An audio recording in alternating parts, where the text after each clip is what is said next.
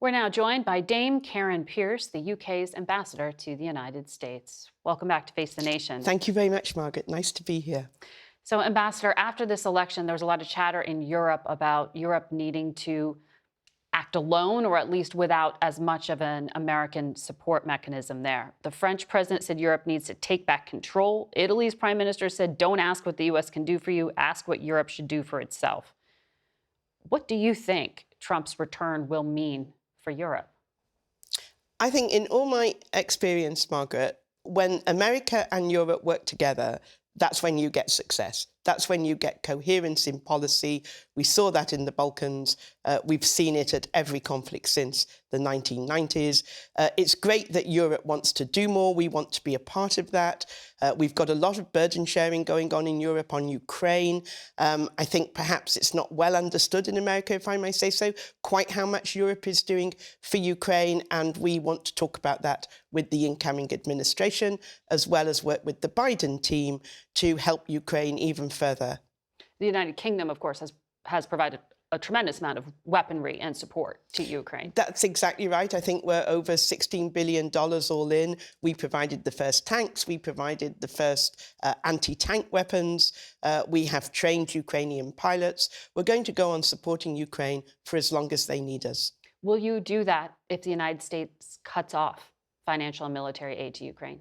Well, we obviously hope that doesn't happen, and we're going to be wanting to have lots of conversations with the outgoing and incoming administrations on just how best to support Ukraine. I think we all want the same thing. We want a stable, secure, peaceful Euro-Atlantic area. And if Putin is allowed to succeed in Ukraine, that threatens all of us, including the US, and it certainly emboldens China. And I don't think anyone in the US wants to see that. So on Friday, Hungary's Prime Minister, Viktor Orban, who is a problematic NATO ally, he's friends with Vladimir Putin and Donald Trump, he said the situation on the front is obvious. There's been a military defeat. The Americans are going to pull out of this war. He's talking about Ukraine. Do you think Mr. Trump is persuadable on this issue? Well, I don't think it's for any single European leader to say what President Trump might do. I think we need to hear from President Trump after inauguration on what the new administration's plans are. But certainly, I know they share our goal of wanting to have security and stability, and we'll be talking to them and the outgoing Biden administration to see how best we can support Ukraine. Mr. Orban does speak with Donald Trump, but you don't get the sense that he is reflecting what's next. We speak to Donald Trump. The Prime Minister spoke to him very recently on the Wednesday after, the day after the election. In my experience, President Trump is his own person.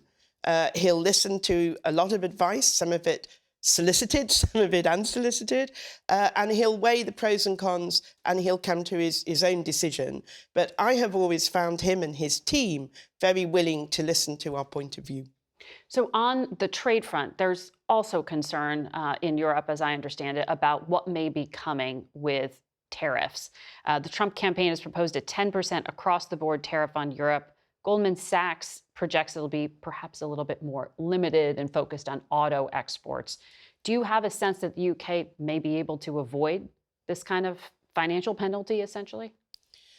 We would very much hope so. As the UK, we've got free trade in our DNA, as it were. We don't believe in tariffs as an instrument of trade. We have a slightly different approach from many American trade specialists on that. And I think the last thing the world needs at the moment is a tariff war. That doesn't help anybody.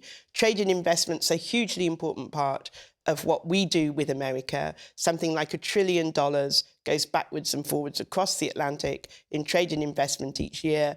Let's not put that at risk. Let's try and find out how we can work together to increase investment and trade.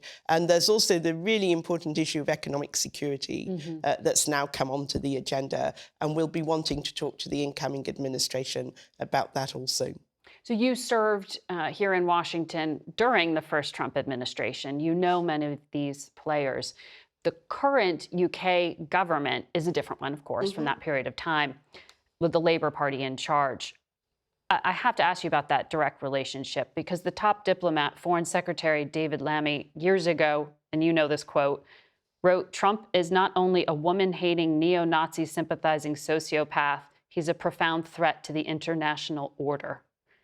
Are you concerned that those past statements and the ideological differences will be a problem in what has been a special relationship? I don't think the past statements will be a problem, to be absolutely honest, Margaret. Politicians say a lot of things on both sides. And even in America, some people who are now in the Trump administration or will be in the Trump administration, like the vice president-elect, have also said critical things about President Trump. In my experience, politicians kind of absorb those sorts of comments as part of the wear and tear of political life. What's important is the relationship now.